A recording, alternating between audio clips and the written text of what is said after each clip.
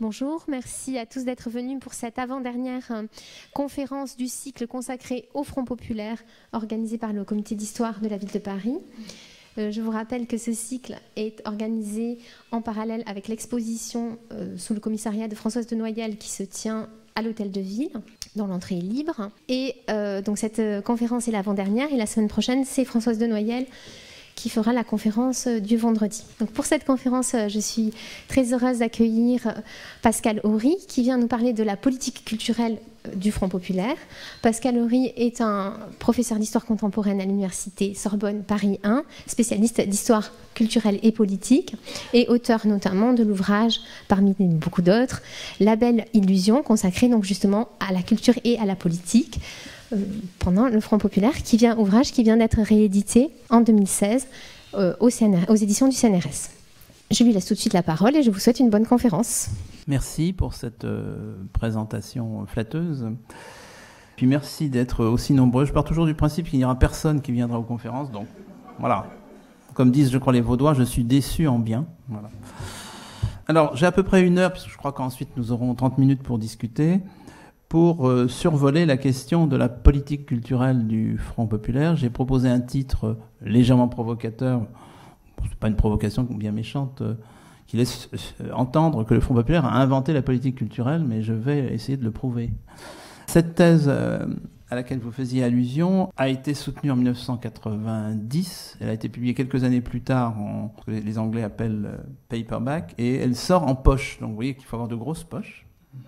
Alors c'est simplement la version intégrale de la version de poche, la version, je veux dire, paperback, qui elle-même était quand même une version allégée de la thèse. Donc la thèse était encore sensiblement plus grosse que ça. D'une certaine façon, ça peut se comprendre. Je vais commencer par quelques secondes d'égo-histoire. J'ai mis 20 ans à faire cette thèse. À l'époque, c'était possible. Aujourd'hui, c'est complètement interdit. Bon, ça s'appelait la thèse d'État. Je dis pas que pendant ce temps-là, j'ai fait autre chose et que j'ai écrit 20 livres, mais c'est à peu près ce qui s'est passé.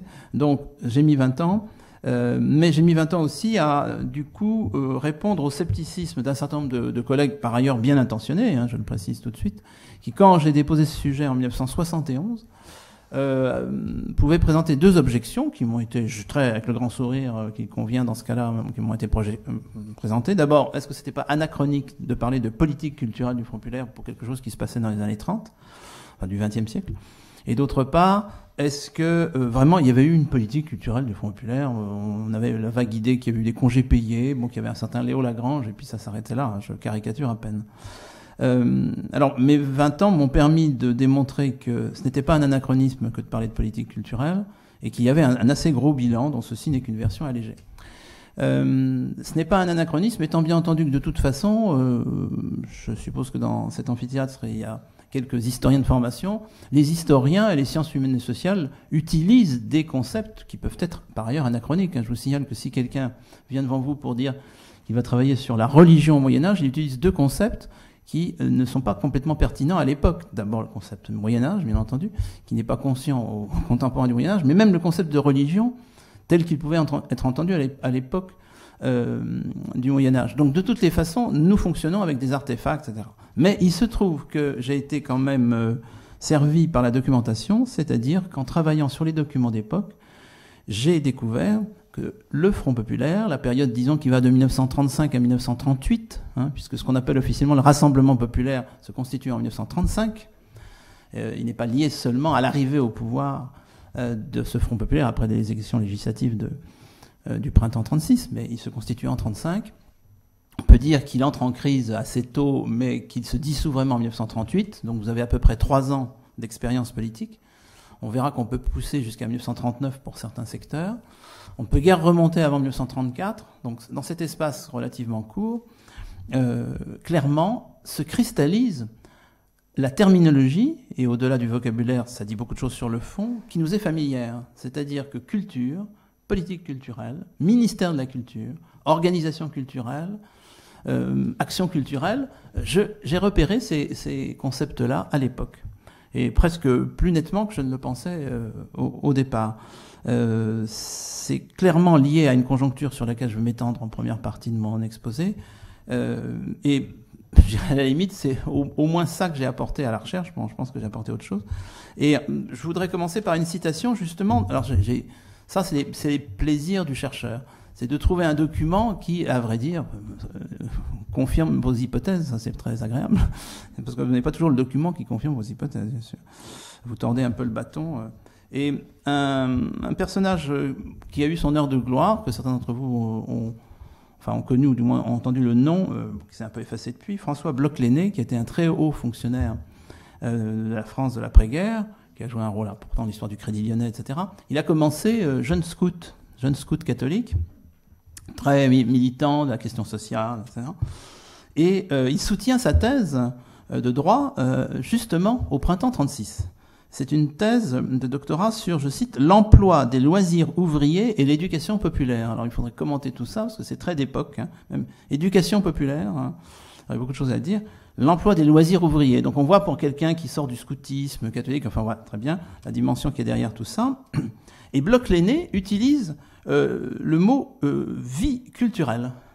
Et alors, il fait une note en bas de page pour son jury, parce qu'à l'époque les thèses étaient imprimées au moment de la soutenance, pour la soutenance et non pas après ou jamais. Et voilà, cette note m'a ravi parce que, donc c'est au printemps 36, nous emploierons, dit François Bloch-Lenné à l'adresse de ces membres du jury, en thèse de droit, surtout à l'époque, on est très révérend, nous emploierons fréquemment ce mauvais mot, culturel, ce mauvais mot à cause de son extrême commodité. L'Académie française a admis déjà que le terme de culture fut pris dans un sens figuré, bon je développe pas, mais l'usage seul, donc il distingue l'usage du dictionnaire de l'Académie, l'usage seul a jusqu'à présent consacré l'adjectif correspondant culturel, sorti des écrits des théoriciens, alors marxistes et néo-marxistes. Donc c'est intéressant. Alors néo-marxistes, je ne pourrais pas vraiment commenter, sauf si vous me reposez la question, je vous tends une perche là. Nous n'avons pas cru, continue François Bloch-Lenné, nous n'avons pas cru, pour notre part, devoir attendre qu'il fût de bon français pour parler de point de vue culturel, par opposition au point de vue politique, social, religieux, d'action culturelle considérée comme l'une des branches les plus récentes de l'action sociale et de la vie culturelle comme ici même. Bon, ça, évidemment, ce genre de texte, c'est pas béni parce qu'on voit bien qu'il se passe des choses importantes dans les années 30, voilà. Et pas qu'en France. J'y reviendrai dans un instant. La réflexion sur politique culturelle, je l'ai repérée dans plusieurs textes de l'époque, en particulier sous la signature de quelqu'un qui a joué un rôle important, en particulier dans le domaine des musées, à ce moment-là, qui est Jean Cassou, et qui est membre du cabinet du principal ministre concerné par ce secteur, qui est Jean Zay. Donc dans le cabinet de Jean Zay, sur lequel je reviendrai dans un instant, vous avez entre autres Jean Cassou, qui sera, après la guerre, le directeur du musée d'art moderne, et qui utilise, pour la revue Europe, dont il est devenu le rédacteur en chef en 1936, qui utilise le terme de politique culturelle et qui réfléchit sur ce que pourrait être une politique culturelle. Donc on est très loin de l'anachronisme et de l'idée que certains d'entre nous ont, qu'au fond, ça s'est cristallisé à l'époque d'André Malraux, voire même de Jack Lang. Non. Et même ministère de la Culture, parce que là on pourrait assimiler ça à Jack Lang, entre parenthèses, ministère de la Culture, c'est juste avant Jack Lang, c'est le cas, qui a été le premier à avoir ce titre. Mais non, ministère de la Culture, c'est un lieu de discussion, presque de polémique, et au moment de la victoire électorale, là, en 36, au printemps 36 de la gauche, vous avez un périodique d'une gauche un peu indépendante, qui s'appelle La Flèche, un groupement d'ailleurs un peu complexe, voire ambigu, dont faisait partie à l'époque le jeune Edgar Morin, qui est toujours présent parmi nous. Donc, La Flèche publie un article de première page intitulé « Pour un ministère de la Culture ». Pour un ministère de la Culture. Donc le concept existe, ça ne veut pas dire que l'ensemble du système intellectuel qui l'accompagne est complètement stabilisé. Et ça provoque d'ailleurs, c'est très intéressant, l'ironie à droite, en disant, oui, voilà, franchement, ces termes, organisme culturel, association culturelle, ah, ce mot culturel, point d'exclamation, écrit un journaliste d'extrême droite. Donc c'est quand même très intéressant de voir ça émerger beaucoup plus tôt qu'on ne le pense. Ça veut dire quoi? Ça veut dire, premier point, qu'il y a une conjoncture, pardonnez-moi, problème d'allergie, vous avez une conjoncture très porteuse, dirait-on aujourd'hui. Cette conjoncture porteuse, elle est liée d'abord à des facteurs de déstabilisation, c'est-à-dire que la conjoncture, elle est, on peut le dire aujourd'hui aussi, portée par des dysfonctionnements. C'est très porteur, un dysfonctionnement. Une sorte de révolution culturelle parcourt la France, l'Occident à cette époque-là. Elle correspond assez largement sur la moyenne durée au siècle précédent, enfin des années 1830 aux années 1930. On peut la concentrer sur le début du XXe siècle pour certains aspects, voire l'entre-deux-guerres. C'est très intéressant de voir que beaucoup de débats ont lieu dans les années 30 en France et donc au-delà, mais maintenant atterrissons sur la France, autour du statut de la photographie. C'est très intéressant de voir que la première thèse soutenue en Sorbonne sur la photographie, dans le public, il y a un certain Walter Benjamin, c'est une thèse qui est soutenue en 1935. La photographie, la radio, qu'on appelle la TSF en général à l'époque, et même pour ironiser, on écrit parfois T-E-H-E-2-S-E-F, la TSF, qui est en particulier discutée comme le cinéma parlant par des intellectuels qui sont un peu en frontal, comme aujourd'hui. Alors, vous pourriez mettre des noms, pour les mettre, ceux qui sont plutôt pessimistes sur l'évolution culturelle et ceux qui sont plutôt optimistes. Alors, vous voyez à qui on peut faire allusion. Et là, vous avez un débat en 35, 36, 37. Parmi les pessimistes, il y a Georges Duhamel, qui est une autorité à cette époque-là, une autorité qui vient de la guerre de 14-18, et qui publie d'ailleurs un ouvrage en 1937 significatif parce qu'il est défensif. Ça s'appelle Défense des lettres. Donc c'est défense et c'est lettres. Et puis en face, vous avez Jean-Richard Bloch, qui est un intellectuel proche du Parti communiste, qui va même adhérer au Parti communiste, et qui écrit Naissance d'une culture, où il y a de très longues pages pour dire qu'il ne faut pas diaboliser la radio, qu'il appelle TSF, qu'il ne faut pas diaboliser le cinéma, que c'est comme la langue d'Ésope, ça dépend ce qu'on en fait, etc. Donc, vous remplacez aujourd'hui tout ça par Internet. Non, bon, il est évident que vous avez ce type de débat, et c'est tout à fait passionnant. Et le Front populaire sera plus ou moins sommé de... On dirait aujourd'hui se positionner par rapport à ça. Je ne pourrais pas entrer dans le détail, mais par exemple sur la radio, il est très intéressant de voir qu'il y aura un programme très ambitieux de radio scolaire. La radio scolaire sera lancée par le Front populaire, avec des programmes quotidiens, vous imaginez, de radio scolaire. Je ne reviendrai peut-être pas sur ce point. Je vous signale que le problème, c'était que les écoles n'étaient pas équipées en appareils de radio. C'est un petit détail.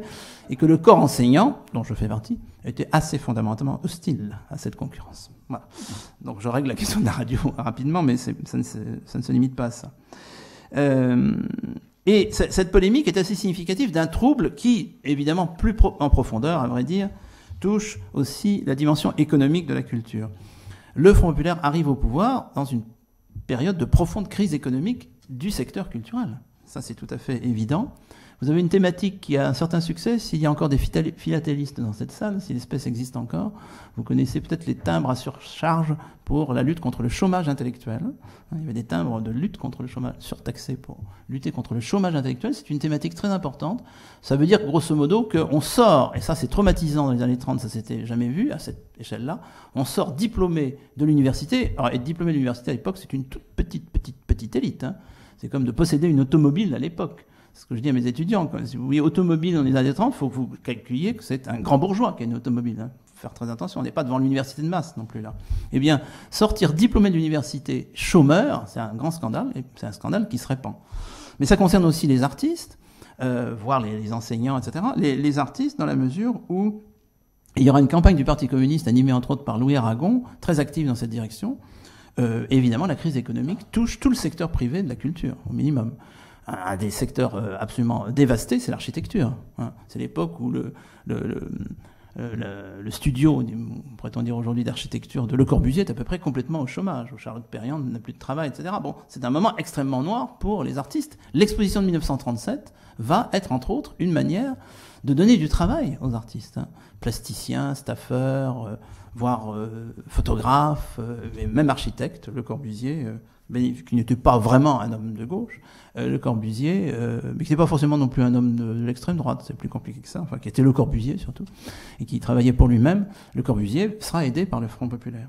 Donc crise économique qui conduit d'ailleurs à la montée, et c'est très sensible à partir des grèves, dont vous avez tous entendu parler, des grèves du printemps 36, à la découverte par ces professions, il y avait deux grandes exceptions jusque-là, de la syndicalisation. C'est très impressionnant pour les milieux du cinéma. Pour simplifier, le cinéma a un taux de syndicalisation à peu près de 0% avant les grèves de 36. Et il a un taux de syndicalisation très élevé, je dirais pas 100%, mais très élevé parmi les techniciens de cinéma 2 mois plus tard. Et d'une certaine façon, la non négligeable syndicalisation, encore aujourd'hui, enfin c'est plus que ça a été encore dans les années 60, mais du secteur de la Fédération nationale du spectacle, ça vient entièrement des grèves de 36. Hein. Parce que s'il y avait bien un secteur qui était évidemment étranger à la syndicalisation, c'était le domaine du cinéma, jusque-là. En revanche, vous avez bien sûr d'autres secteurs qui avaient déjà connu une certaine tendance à la syndicalisation. Le secteur des musiciens d'orchestre, hein, on peut imaginer pourquoi les musiciens d'orchestre étaient assez syndiqués, pas forcément à la CGT d'ailleurs, mais assez syndiqués, assez corporatistes.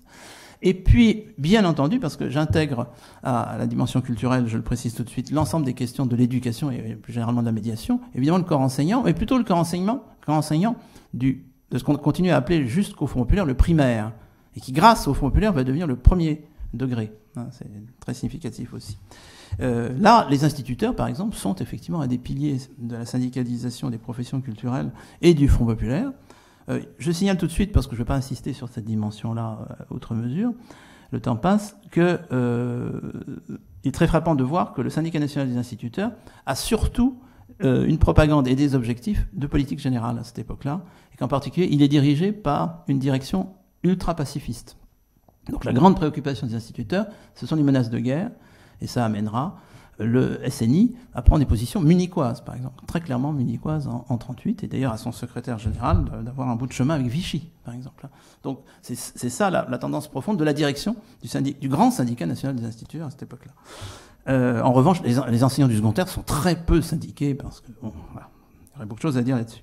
Donc, crise économique qui a des conséquences syndicales non négligeables et qui permet d'ailleurs un engagement politique assez impressionnant, puisque si on fait le compte des artistes, des intellectuels, alors là, prenons une perspective un peu élitiste évidemment, qui ont laissé une trace dans l'histoire, mais qu'il s'agisse de la physique ou de la poésie, du théâtre ou des musées, etc., on se rend compte que dans la conjoncture de cette deuxième moitié des années 30, il y a très peu de cas où on ne puisse pas repérer un engagement politique. C'est très impressionnant l'ampleur de l'engagement de ces professions, donc appelons-les culturelles pour faciliter les choses, à cette époque-là. Un engagement qui est minoritairement à l'extrême droite. Il y a un engagement qui n'est pas forcément fasciste, mais en tous les cas d'extrême droite qui n'est pas négligeable.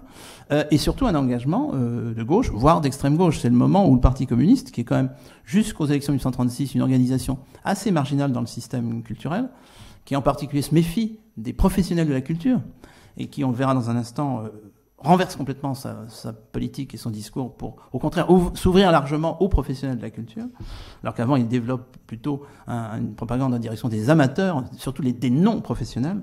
Ben, le Parti communiste va être un de ceux qui vont bénéficier de la conjoncture, et on repère quantité d'engagement ici et là. D'ailleurs, parfois, l'engagement à l'époque du Front populaire, du côté des socialistes, qui se transforme en un engagement du côté des communistes à l'issue de la Seconde Guerre mondiale. Frédéric Joliot-Curie vous est connu, grand physicien. Il est toujours assimilé au Parti communiste. À l'époque, il est socialiste. Il est militant socialiste, comme Irène, sa femme. Bref. Révolution culturelle, crise économique, et puis, cette chose absolument extraordinaire, ça va être mon autre grande découverte, ce que j'ai appelé la nouvelle politique culturelle du Parti communiste français. La nouvelle politique culturelle sur le modèle de la nouvelle politique économique à l'époque de Lénine dans les années 20. C'est-à-dire quand il faut lâcher du lest, parce que sinon tout va sauter. Bon, ça c'est après Kronstadt dans les années 20, donc le Parti communiste lâche un peu de lest, mais je ne reviendrai pas sur ce point-là. La nouvelle politique culturelle, c'est tout à fait lié à la stratégie qui est désormais celle de l'internationale communiste, soyons clairs, de Staline, à partir de 1934, qui est une politique dont Maurice Thorez, le grand leader communiste de l'époque, trouvera la formule dans un fameux discours radiodiffusé. On oublie toujours de dire que c'était un discours radiodiffusé en 1936, la main tendue. C'est-à-dire qu'à partir du printemps 1934, le Parti communiste commence à tendre la main aux autres organisations politiques syndicales de gauche, ce qu'il ne faisait absolument pas encore, je dirais, 15 jours avant. C'est vraiment à partir de juin 1934 que le basculement a lieu, montre en main. C'est un changement de stratégie au sommet. Et il y a une sorte de mouvement qui s'engage avec des conséquences culturelles assez extraordinaires. Je ne peux pas entrer dans le détail, je le fais dans le livre. À savoir qu'il y a une réintégration du Parti communiste dans tout un patrimoine culturel et du patrimoine culturel au sein du discours communiste, qui va extrêmement loin. Par exemple, un des éléments de traçabilité, c'est l'image de Jeanne d'Arc. Comment Jeanne d'Arc réapparaît dans le discours communiste comme une fille du peuple, trahie par les élites, par exemple. Donc il y a une volonté de tendre la main, y compris, vous le savez, aux catholiques, y compris dans le fameux discours de Thorez, aux militants croix de feu trompés par leur chef. Parce que le discours de Thorez va jusque-là, dans la volonté d'ouvrir largement un front antifasciste, puisque la préoccupation, c'est de faire bloc contre le fascisme. Ce qui n'était pas du tout le cas en 1933, par exemple, en Allemagne. Il n'y avait absolument pas de bloc contre le fascisme, c'est le moins qu'on puisse dire. Donc les socialistes et les communistes polémiquaient les uns contre les autres, ce qui a sans doute joué un rôle dans la venue au pouvoir d'Hitler. Donc là, cette politique de rassemblement, de front uni antifasciste, c'est l'expression officielle, a des retombées culturelles, avec parfois d'ailleurs une volonté de ceux qui demeurent sur les bases culturelles de l'extrême gauche d'avant 1934, une volonté de s'éloigner de ça. Donc, c'est un petit peu comme les « Je ne suis pas Charlie » l'année dernière. On peut dire que vous avez eu une petite tendance qui a dit « Je ne suis pas Front Populaire ». On y retrouve certains éléments du groupe surréaliste, etc. Jacques Prévert représente très bien ça. Jacques Prévert a été, contrairement à ce qu'on pourrait penser, compagnon de route du Parti communiste. Il est allé jusque-là, puisqu'il était l'animateur de la principale troupe d'agite propre, proche du Parti communiste, qui s'appelait le groupe Octobre, qui n'était pas du tout une troupe neutre, c'était une troupe qui était extrêmement repérée comme troupe proche du Parti communiste, avec beaucoup d'adhérents, pas Jacques Prévert, mais beaucoup d'adhérents en son sein. Eh bien, le groupe Octobre, qui est passionnant, que j'avais étudié d'assez près à ce moment-là, il meurt de Front Populaire. C'est-à-dire, l'arrivée au pouvoir du Front Populaire, ça tue le groupe Octobre. Parce que le groupe Octobre est une position qu'on qualifierait de gauchiste. D'ailleurs, à ce moment-là, Jacques Prévert s'installe dans les métiers du cinéma, et c'est le groupe Prévert qui, au fond, se dilue et se disperse pour féconder, d'ailleurs, le cinéma français. Une bonne partie du cinéma français, en particulier du cinéma populaire français, pendant une génération, est marquée par l'empreinte de Prévert et de ses copains, qui étaient souvent au groupe Octobre, mais il n'y a plus de groupe Octobre. Donc c'est un autre sens qu'on peut donner à ce groupe-là. En face de cette volonté d'élargissement, les autres partis politiques sont, d'une certaine façon, obligés de prendre des initiatives. Et tout ça a évidemment un résultat extrêmement positif. À l'époque, là aussi j'avais été assez content de trouver ce texte, en juin 1936 même, dans les colonnes du grand hebdomadaire du Front Populaire, qui s'appelait Vendredi, qui paraissait le vendredi d'ailleurs, etc. Mais enfin, c'était un jeu de mots sur le vendredi aussi, de Robinson Crusoe. Vendredi, un jeune anthropologue, on disait à l'époque ethnologue, très marqué à gauche, qui s'appelait Jacques Soustel, et qui a eu un destin politique complexe, mais très, très interprétable, même ça c'est une autre affaire. Jacques Soustel, donc grand militant du Front Populaire, qui représente l'aile gauche du Musée de l'Homme, etc., dit clairement qu'on assiste à un vaste mouvement culturel, oui, encore ce vocabulaire, un vaste mouvement culturel, et qu'on ne peut pas comprendre le vaste mouvement social qu'est le Front Populaire sans cette dimension de vaste mouvement culturel. Ça se traduit par quoi? Ça se traduit par le fait que les organisations qui étaient déjà présentes à gauche sur ce terrain se trouvent renforcées, en particulier la Ligue de l'enseignement, mais c'est pas là que l'essentiel se passe. L'essentiel se passe dans la création de nouvelles organisations, de nouveaux organismes, de nouvelles associations culturelles. Alors, avant le Front Populaire, vous aviez eu déjà un mouvement tout à fait intéressant que le Front Populaire va intégrer, qui est celui des auberges de la jeunesse. Les auberges de la jeunesse se cristallisent sur modèle, d'ailleurs, d'Europe centrale. Il y a une modélisation par l'Europe centrale qui est assez intéressante. C'est très intéressant de voir tout ce qui vient du monde germanique, sur le plan culturel, pendant un demi-siècle. Tout ce qui a un rapport à la nature, les colonies de vacances, etc. Bon. Les auberges de la jeunesse, c'est le cas. On est au début des années 30. Et là, c'est typiquement français. Et le Front Populaire, malgré sa volonté d'ouverture, va choper là-dessus. La France est le seul pays au monde, encore à cette époque et un peu au-delà d'ailleurs, peut-être encore parfois aujourd'hui, mais surtout à cette époque, qui est incapable de mettre en place une organisation à peu près ouverte à tous, unique, sans être obligatoirement unique, dans un secteur comme par exemple l'organisation des loisirs et en particulier les auberges de la jeunesse. Il en faut deux. Il en faut deux, parce que la première créée, la Ligue française des auberges de la jeunesse, a pour parrain, en quelque sorte, Marc Sangnier, qui a une image, mais c'est plus compliqué que ça, qui a une image de catho. Bon, alors Marc Sangnier, c'est un peu plus compliqué que ça, mais c'est vrai que c'est clairement un spiritualiste d'inspiration catholique. C'est insupportable aux laïcs, qui ne peuvent pas accepter d'encourager leurs ouailles, si j'ose dire, à adhérer à la Ligue française. Donc il faut créer une association laïque, clairement laïque, qui s'appelait le Cercle laïque des auberges de la jeunesse. Et la France est le seul pays au monde qui ait deux organisations d'auberges de la jeunesse. C'est quand même très significatif. Enfin bref, le mouvement est là. Et par ailleurs, on cite toujours dans les histoires du Front Populaire le comité de vigilance des intellectuels antifascistes, qui se constitue à chaud d'ailleurs, avant le retournement communiste de juin 1934, et qui va être un petit peu la locomotive de mobilisation intellectuelle, y compris d'ailleurs, ce qui est très intéressant, j'avais découvert à ma grande surprise à ce moment-là, dans la réhabilitation du mot intellectuel, qui est très mal vu à l'extrême gauche. Les intellectuels, ce sont des bourgeois et ils ont trahi en 14. Hein, ils ont été pour l'Union sacrée, je simplifie.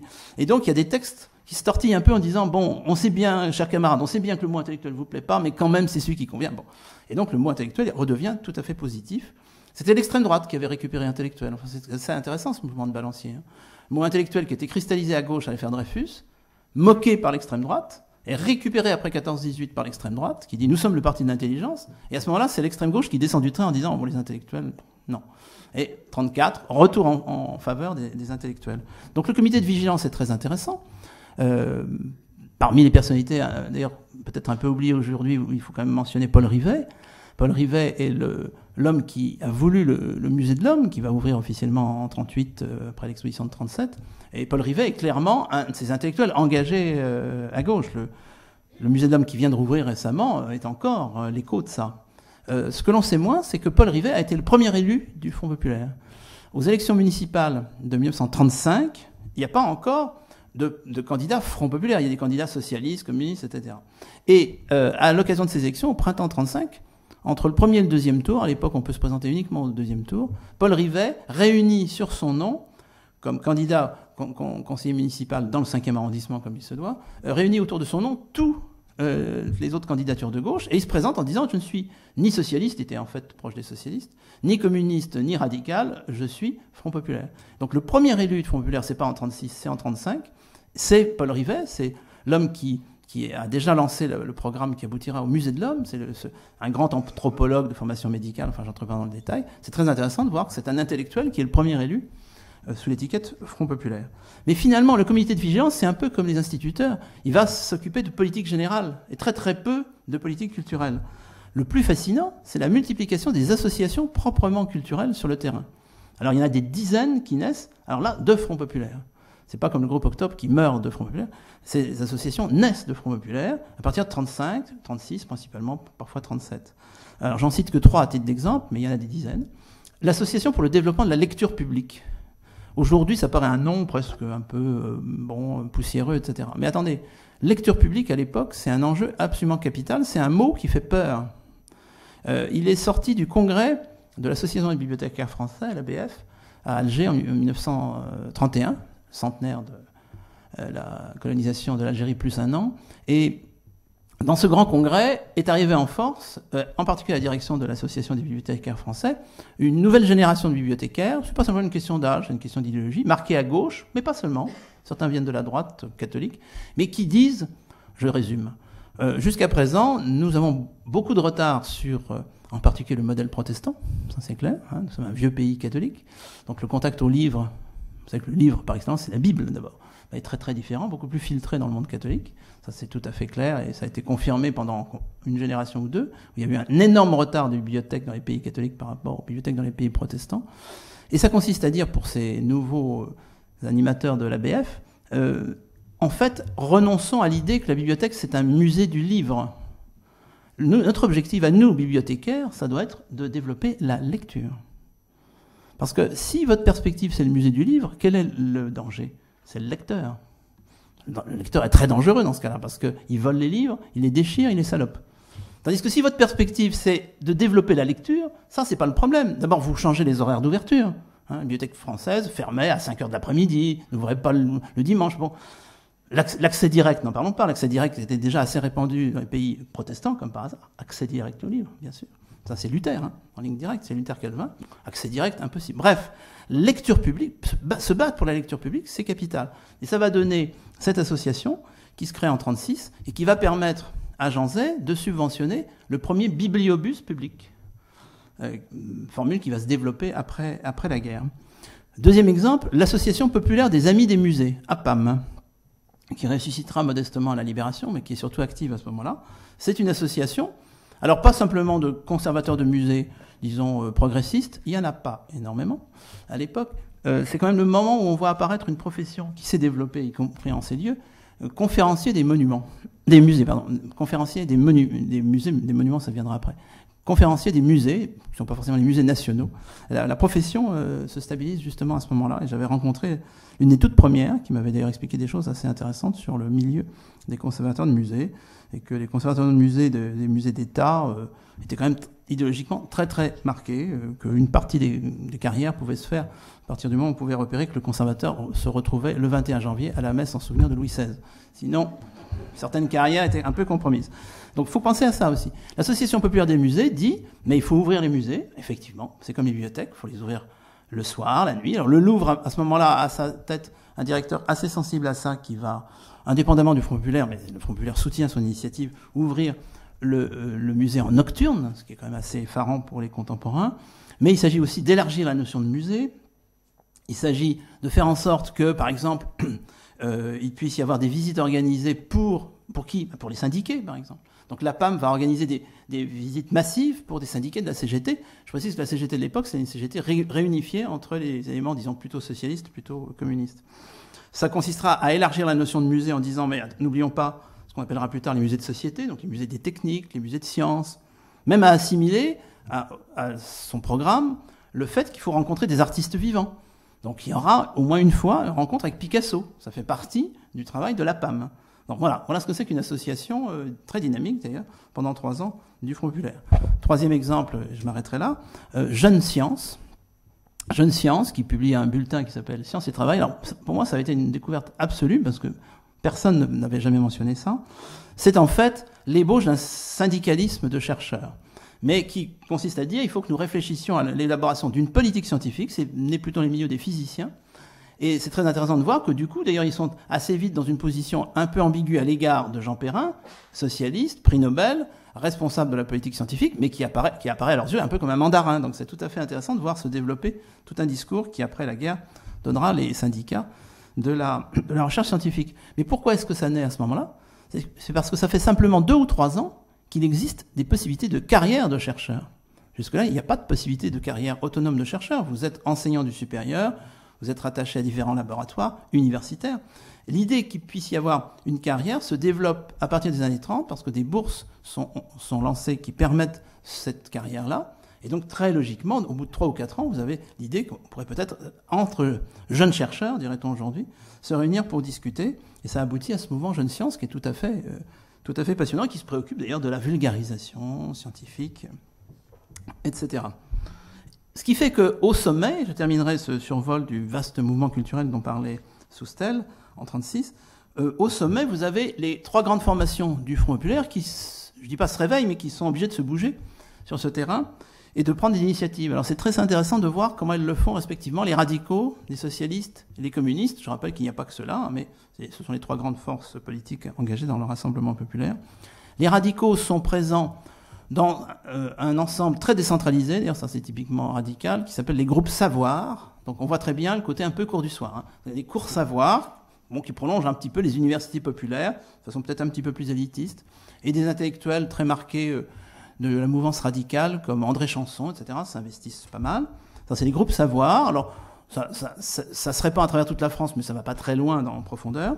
Le Parti socialiste crée un petit peu plus tard, on le verra que les communistes, même sensiblement plus tard, seulement au printemps 36, un groupe qui va s'appeler Mai 36, comme son nom l'indique, est postérieur à la victoire de mai. Et Mai 36, c'est très intéressant, c'est un groupe qui se veut, alors là, d'action culturelle, qui ne se contente pas de conférences d'universités populaires, mais qui arrive un petit peu tard par rapport à la forte présence communiste sur laquelle je vais terminer dans un instant, ce survol. Et ce qui m'avait frappé, c'est que Mai 36 est principalement animé par des femmes, ce qui est très significatif parce que généralement tout ça est quand même très monopolisé, on imagine bien, plutôt par les hommes. Et là, les femmes socialistes s'investissent beaucoup. Alors c'est ambigu parce que ça veut peut-être dire qu'on leur concède aussi ça. Hein. C'est pas pas le macramé, vous pouvez vous occuper du macramé et puis de l'action culturelle. Mais enfin, c'est en même temps très intéressant et on va retrouver à la Libération plusieurs de ces femmes socialistes dans des fonctions non négligeables, y compris dans la création de la Grande Loge féminine de France. Ça, c'est Mai 36. Et puis alors, la grande association culturelle présente sur le terrain, c'est la Maison de la Culture. Titre significatif. Pour l'anecdote, ça va au-delà de l'anecdote. Parmi les orateurs de la Maison de la Culture, proche du Parti communiste, vous avez un certain André Malraux, qui est proche du Parti communiste à cette époque-là. Les premiers textes de Malraux, qui sont des réflexions sur le statut de la culture dans la société, sont datés de 1936. Et certains font l'objet de conférences au sein des Maisons de la Culture. Alors les Maisons de la Culture, c'est le résultat de l'assouplissement communiste, puisqu'au départ, pour simplifier, hein, mais je consacre au moins une centaine de pages à cette histoire-là, vous avez une association militante de rupture avec le système, avec un grand S, système capitaliste, etc., qui est l'association des écrivains et artistes révolutionnaires, auquel à un certain moment pourrait adhérer un certain nombre de surréalistes, etc. Bon. Mais cette association qui privilégie effectivement la dénonciation des sociotraîtres, le refus de la collaboration de classe, et plutôt l'amateurisme en effet que le professionnalisme, qui est très méfiant à l'égard des logiques de professionnalisation, est obligé à partir de juin 1934 de modifier sa stratégie. Et en l'espace, c'était assez fascinant de le voir, je fais la traçabilité de ça, en l'espace d'un an, 34-35, elle ouvre à son tour effectivement les portes, comme le parti lui-même. Alors officiellement, ce n'est pas une organisation communiste, mais tous les lieux de pouvoir sont contrôlés par des communistes. Quand il y a un secrétaire, si vous voulez, par exemple, vous avez, pour certaines sections de la Maison de la Culture, vous avez un président, bon, qui préside comme ça, et puis vous avez le secrétaire, et là, le secrétaire est en général assez proche du Parti communiste. Et la Maison de la Culture va s'ouvrir aux professionnels. Prenez par exemple le cas du cinéma. Bon, l'une des figures émergentes du cinéma engagé à l'époque est Jean Renoir. C'est la période, disons, d'engagement politique de Jean Renoir, qui dure 3-4 ans, mais qui correspond précisément à cette époque-là. Jean Renoir va être mis en avant par la Maison de la Culture comme étant quand même le réalisateur représentant le meilleur exemple de ce qu'on pourrait considérer comme un cinéma de gauche. Avec un programme très intéressant, la section cinéma qui s'appelle Ciné-Liberté, enfin elle change de nom mais devient finalement Ciné-Liberté, en 1936, de la Maison de la Culture, développe l'idée qu'il faudrait développer des contre-actualités, c'est-à-dire que face aux actualités, vous savez, hein, ces hebdomadaires cinématographiques tous les mercredis dans les salles de France, il faudrait développer des contre-actualités de gauche. Bon, un certain nombre de programmes sont testés sur la possibilité de créer une cinémathèque, etc. Bon, j'entre pas dans le détail. Et Ciné-Liberté va même lancer un projet de film dont la production serait une production populaire par souscription, pour casser évidemment le contrôle capitaliste. Alors ce qui est une fable très intéressante de cette histoire, c'est que ça n'aboutira pas, puisque ce film, La Marseillaise, qui est tout à fait remarquable, je vous conseille le visionnement, terminera avec une production privée, classique, qui entraînera d'ailleurs une crise au sein de l'équipe dirigée par Jean Renoir. Mais bon, si vous voulez, là aussi des détails, on peut en discuter tout à l'heure. Bref, Ciné-Liberté est un mouvement très actif et qui donne une visibilité à la gauche sur le terrain du cinéma, dans un milieu déjà très individualiste, et qui prend conscience de ces enjeux-là. La Maison de la Culture, en règle générale, s'installe à partir de Paris en région, enfin en province, comme on dit à l'époque, et jusque dans les colonies ou les protectorats et outre-mer. Pour vous donner un exemple, une des figures qui parrainent la Maison de la Culture dans les Bouches-du-Rhône et les Basses-Alpes, c'est Jean Giono. Une des figures qui est vraiment, parce que Giono est plutôt un parrain à ce moment-là, une des figures qui sont vraiment très actives sur le terrain à la Maison de la Culture d'Alger, c'est un certain Albert Camus. Donc vous avez comme ça une montée d'artistes, d'intellectuels à des responsabilités de ce qu'on pourrait appeler aujourd'hui l'action culturelle, très très intéressante. Et alors la traçabilité là aussi, puisque après tout le destin politique de Giono, celui de Camus ne seront pas tout à fait les mêmes, mais on a là un moment de réflexion sur les politiques culturelles à la base, avec des initiatives qui partent un peu dans toutes les directions, mais qui sont tout à fait passionnantes. Rien de plus significatif de cette volonté d'ouverture du Parti communiste que le changement de nom, par exemple, de la section théâtre. La section théâtre, à l'époque de l'AER, s'appelait Fédération des théâtres ouvriers de France. Donc retenez Fédération et ouvriers. Et elle devient l'UTIF, Union, et non plus Fédération, des théâtres indépendants de France. Et ça permet de faire entrer l'avant-garde théâtrale de l'époque, Louis Jouvet, Charles Dulin, etc. Donc on ne peut pas dire que c'était des grands militants de gauche, ça c'est une autre affaire, surtout Dulin. Mais voilà, là on va vers eux, on leur tend la main, et effectivement ils prennent cette main. Ce qui va permettre d'éclairer la réforme de la Comédie Française. Alors réforme de la Comédie Française, ça me permet de terminer ce point en insistant sur le rôle du gouvernement. Mais le gouvernement, vous voyez, n'arrive qu'en fin de parcours, parce qu'il y a un mouvement social, et puis ça se traduit par une victoire électorale, et une arrivée au gouvernement à direction socialiste, qui était une surprise, comme vous le savez, puisqu'on pensait qu'on aurait de nouveau une direction radicale.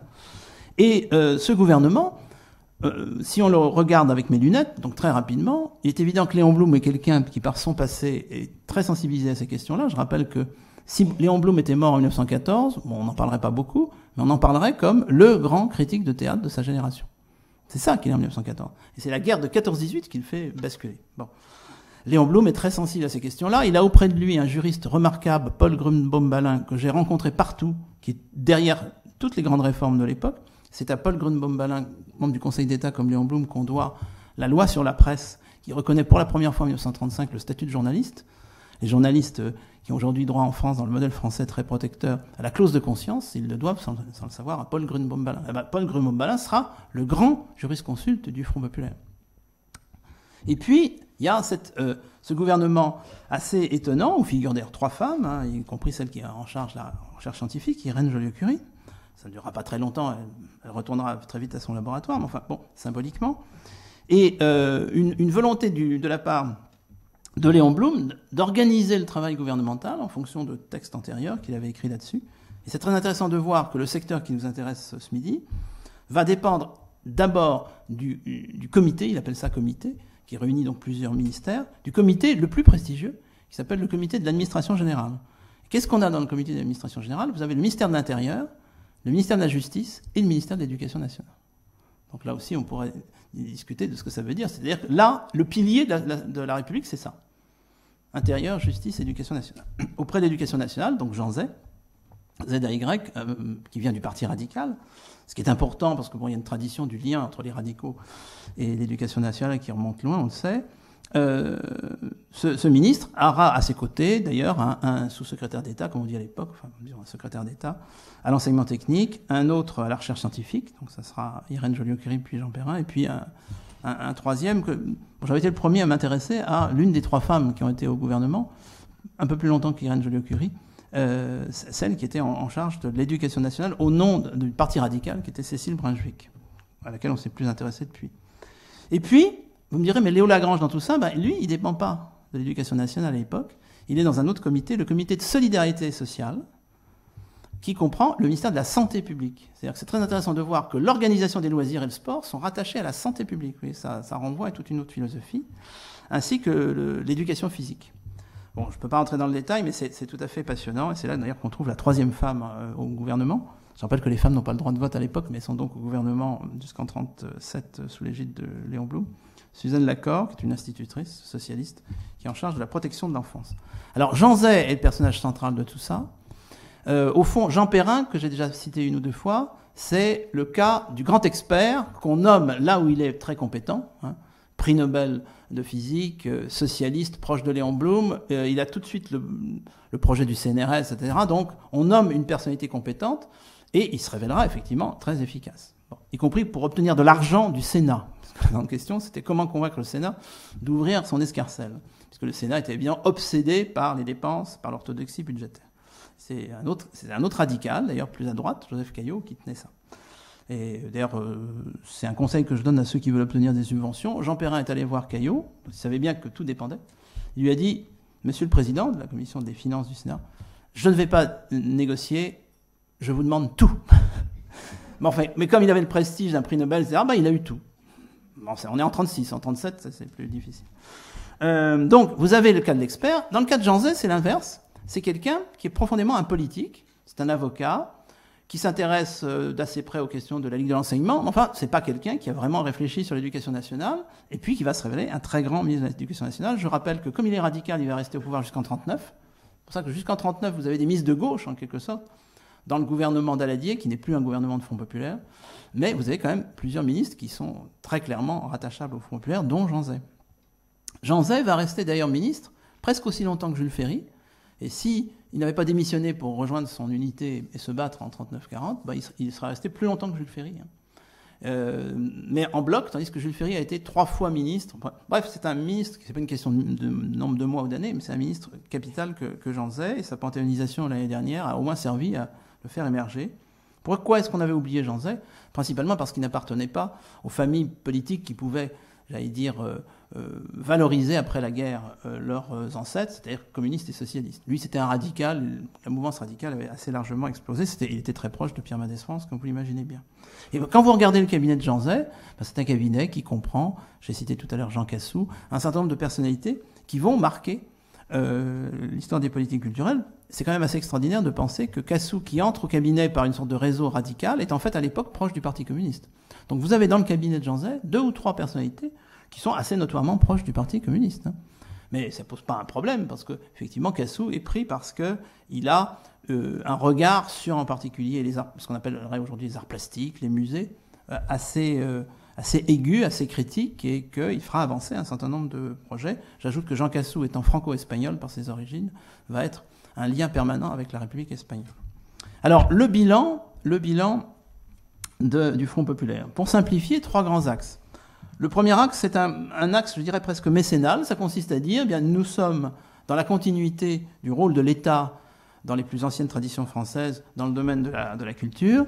Et ce rôle, nous devons l'exercer en proposant des solutions à des situations qui sont souvent des situations de crise. C'est-à-dire que la question ne se pose même pas. Il y a plusieurs dossiers empoisonnés qui arrivent dès juin 1936 sur la table de Léon Blum, de Jean Zay et des autres, en disant ça, là, il y a urgence, il y a le feu au lac, faites quelque chose.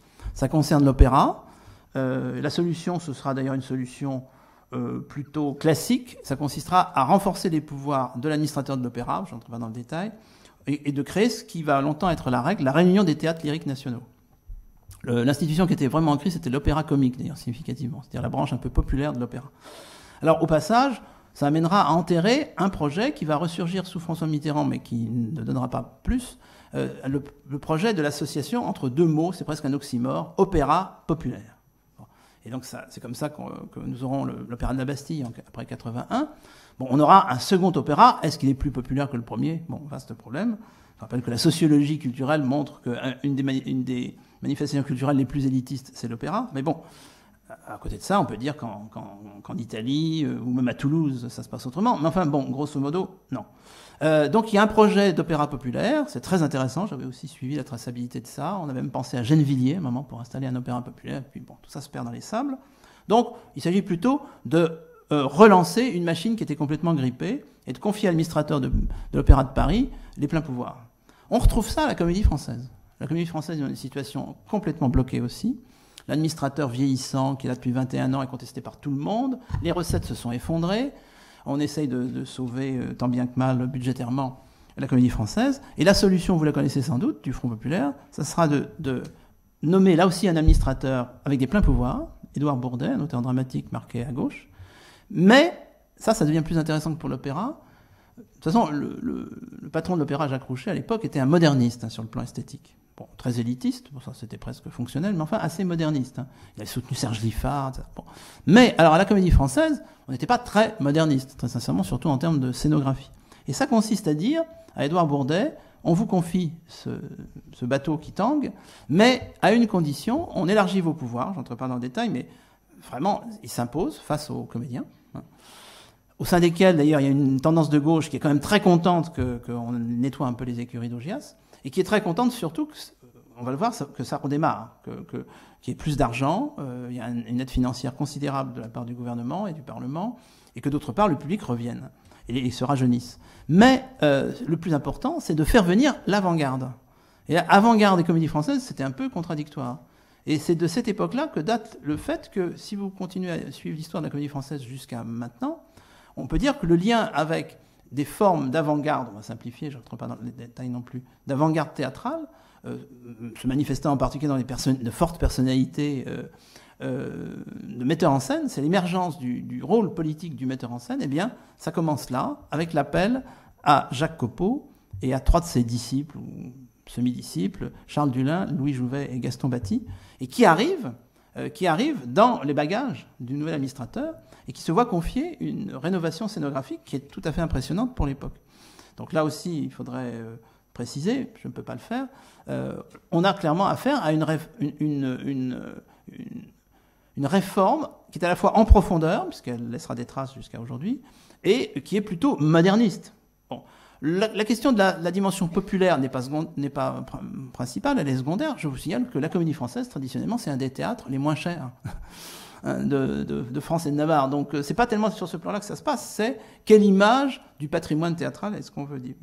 Et je pourrais situer dans cette perspective un peu mécénale, ce que j'avais appelé ailleurs la ligne monarchique des politiques culturelles, les monarques étant souvent modernistes, n'oubliez pas, le Collège de France, François Ier, etc., ou même je multiplie les exemples, c'est le CNRS.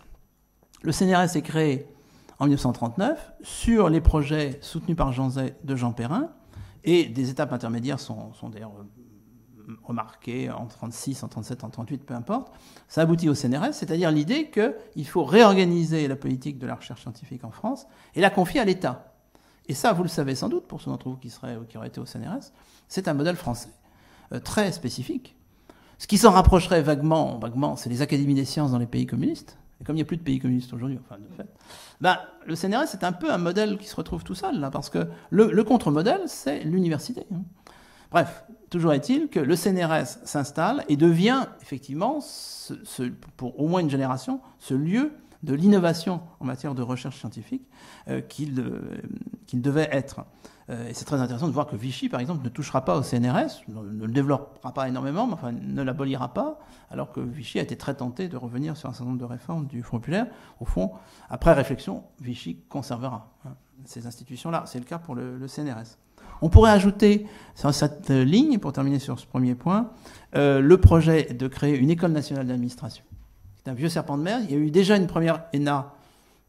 C'est un projet de gauche, je rappelle l'ENA. Il faut quand même se rappeler ça en général quand on polémique autour de l'ENA.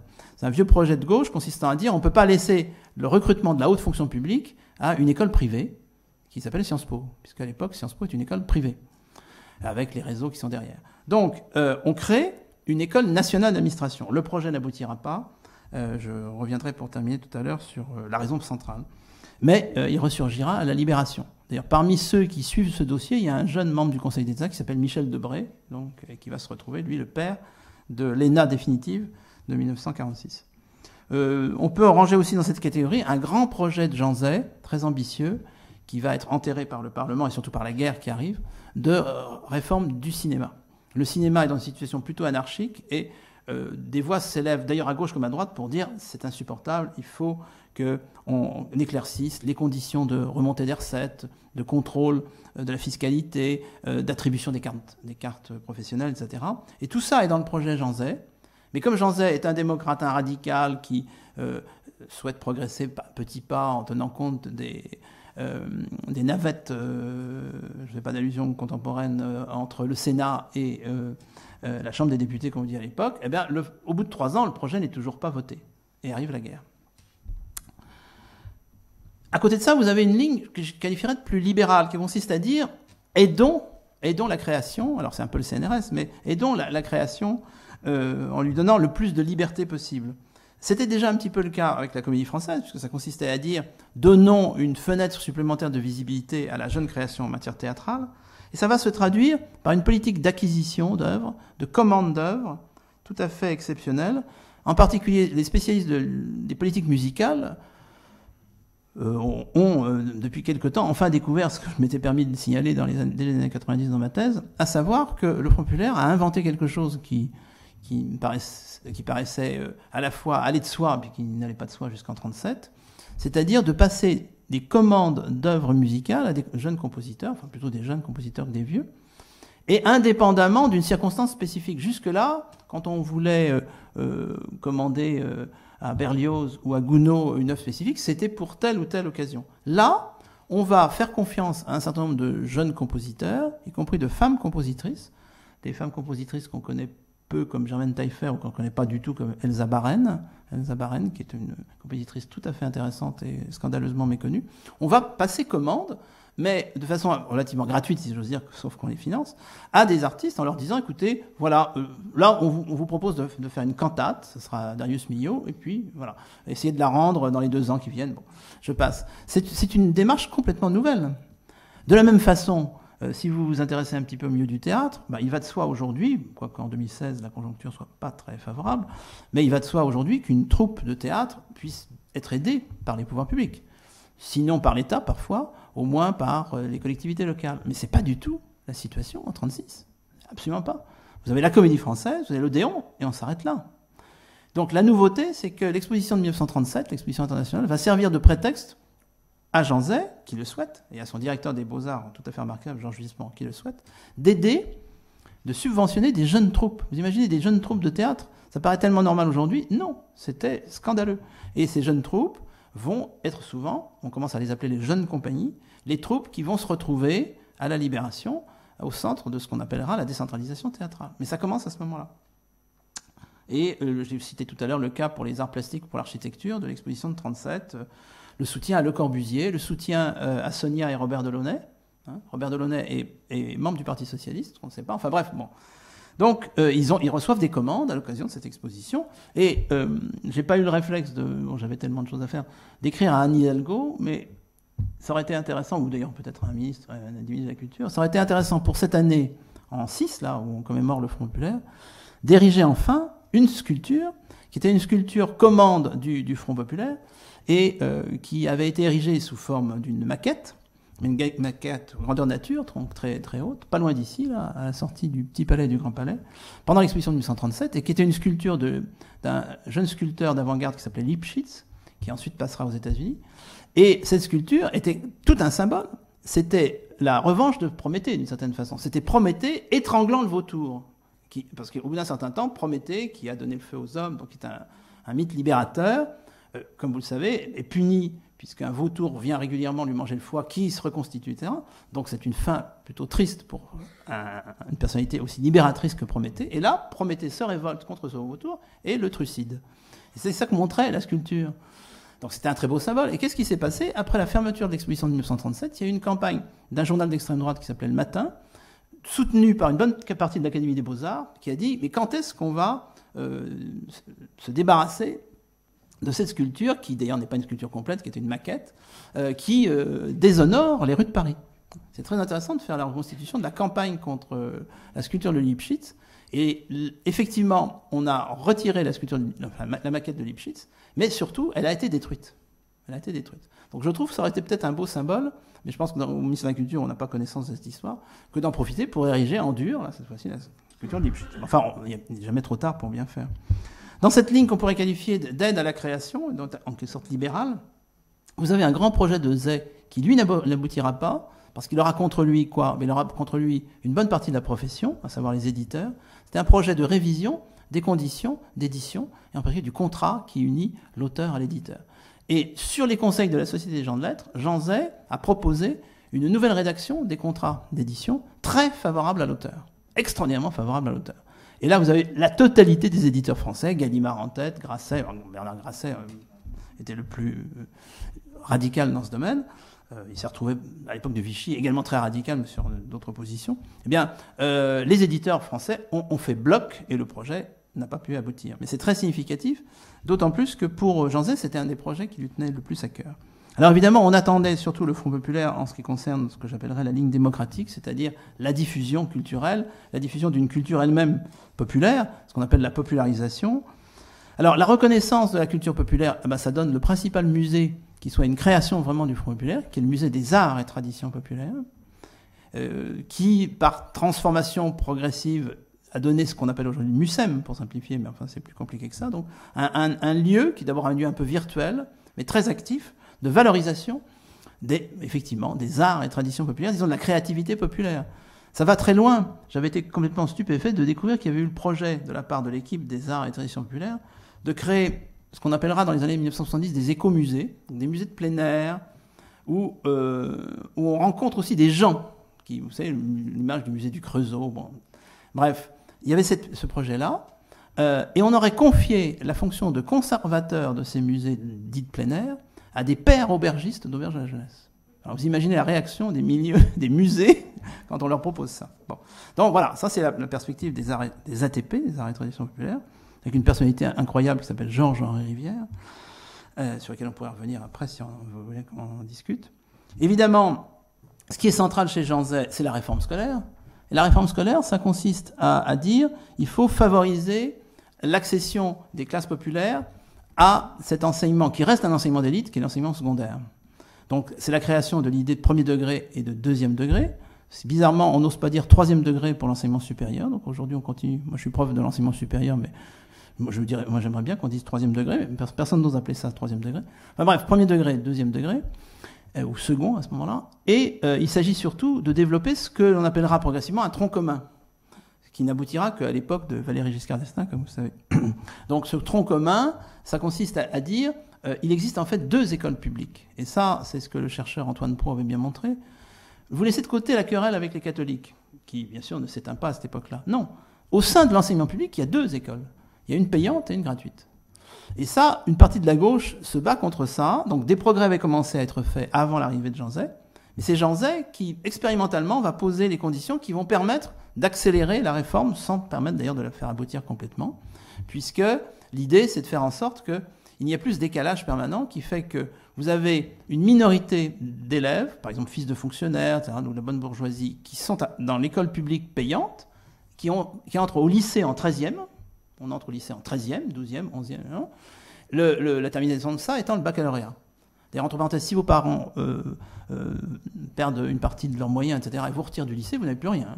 Vous êtes fils de bourgeois ou fille de bourgeois, et vous n'avez plus rien puisque vous n'avez que le baccalauréat. Et puis, à côté de ça, vous avez grosso modo 95% de la population scolaire dans le public qui est dans un autre schéma, c'est-à-dire l'école primaire qui se termine par le certificat d'études. Et les passerelles entre certificat d'études, etc., et le secondaire, qui sont théoriques, sont complètement théoriques. Alors, ça avait commencé à bouger un petit peu à partir de 1930, grâce à les droits Herriot, donc radicaux. C'était encore devenu très modeste, et j'entre pas dans le détail, mais Jean Zay va développer une politique systématique très expérimentale, très astucieuse, pour faire progresser dans la bonne direction. C'est lui aussi qui encourage l'ouverture de l'école aux activités dirigées, qui promeut plus que jamais le rôle de l'éducation physique, etc.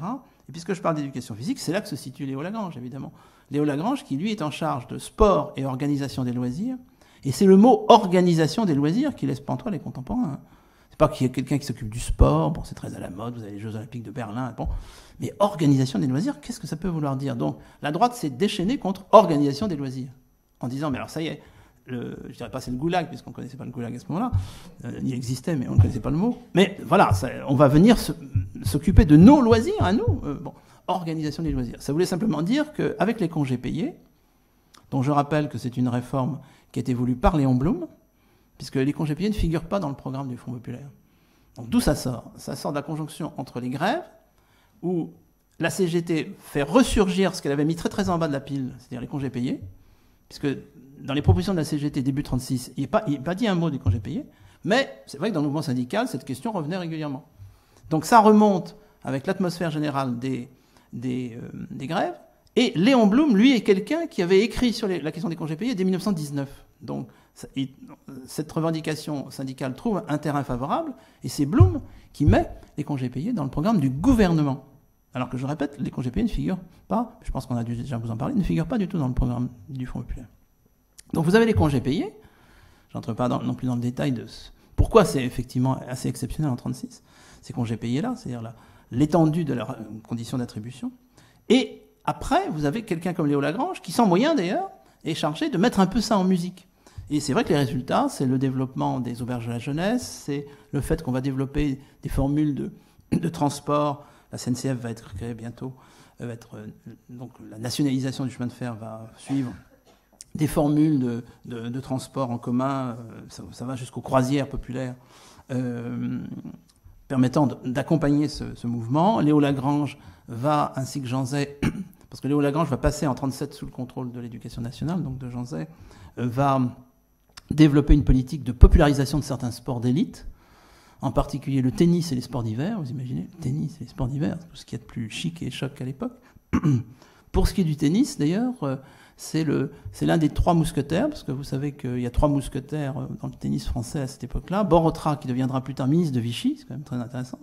Borotra. Lacoste, qui fera fortune, comme on le sait, avec un petit crocodile. Puis celui dont on ne parle jamais, Cochet. Cochet, auquel on va confier une mission, le Front populaire va confier une mission de popularisation du tennis. Alors, c'est tellement inaccessible comme programme, populariser le tennis, que ça ne donnera pas grand-chose. En revanche, pour les sports d'hiver, ça progresse un petit peu plus. Le plus extraordinaire, c'est l'aviation. Et ça dépend d'un autre ministre, Pierre Cotte, COT, le père de l'homme politique Jean-Pierre Cotte, qui est radical, de gauche, comme Jean Zay, et qui a une astuce. Il veut développer la pratique de l'aviation populaire. Et comment obtenir les moyens? C'est que là, il a un très bon argument auprès du Sénat en disant, écoutez, nous allons former des aviateurs pour la guerre qui se profile à l'horizon. Alors là, le Sénat dit, oui, d'accord. Donc, aviation populaire, ça n'a jamais été repris. C'est un programme incroyable. Pendant 3-4 ans, vous avez une politique systématique destinée à développer la pratique du planeur, la pratique du modélisme et l'accès aux cours de pilotage dans des avions simples pour les jeunes adolescents en formation. Enfin, c'est assez étonnant. Tout ça, effectivement, ça va dans la bonne direction, comme les associations dont je parlais vont accompagner un certain nombre d'initiatives. Je terminerai sur le cas de la musique, déjà évoqué à propos des commandes. J'avais été très surpris aussi de découvrir l'existence d'une association qui s'appelait les loisirs musicaux de la jeunesse. Et les loisirs musicaux de la jeunesse faisaient exactement le type de politique que plus tard feront les jeunesses musicales de France. Sauf que les loisirs musicaux de la jeunesse, oui, les deux noms se ressemblent beaucoup, les loisirs musicaux de la jeunesse ont été créés par un, pour moi, grand compositeur complètement oublié, qui s'appelle Paul Arma, qui était d'origine hongroise, juive et proche du Parti communiste. Donc, il avait tout faux. Donc, en 40, et ça, c'est assez étonnant, en revanche, se créent à ce moment-là, pendant la guerre de 39-40, les jeunesses musicales de France, qui ont été très vite subventionnées par Vichy. Voilà. Donc, voilà. C'est un résumé très simple de l'histoire de la France, c'est-à-dire que la même politique de popularisation de la musique a pu être faite sous une égide, LMJ, dont on ne parle plus ensuite, et ensuite sous celle des JMF. Alors, ce que je viens de dire sur Vichy me permet de conclure sur l'héritage du Front populaire, quand même, quelques mots. Le Front populaire a rencontré les obstacles que vous savez, sur le plan culturel comme ailleurs. J'ai déjà signalé que le temps a manqué pour la mise en place de certaines réformes qui étaient indispensables. La loi sur le cinéma, tout le monde était d'accord. On pouvait se quereller sur les détails. Et dans ce cas, qu'est-ce qui s'est passé ? Vichy a mis en place sa propre loi du cinéma, parce qu'il y avait eu une urgence. Donc ça n'a pas été la loi voulue par Jean Zay, mais Vichy a repris des éléments des propositions de Jean Zay, et à la Libération, ça a donné le système actuel, qui est une synthèse entre un héritage de Vichy, qu'on pourrait retrouver là aussi par traçabilité, et puis un héritage du Front populaire, ça s'appelle le CNC. Et je vous rappelle au passage que s'il y a encore un cinéma français, pour simplifier, c'est parce qu'il y a le CNC. Je suis un peu lourd, mais c'est clairement ça. Bon, cet héritage est mixte. Vous avez quelque chose d'un peu centralisé, d'un peu autoritaire qui nous vient de Vichy, qui n'a pas été complètement abandonné, et puis même une dimension corporatiste. Le CNC a une dimension corporatiste, il faut le dire.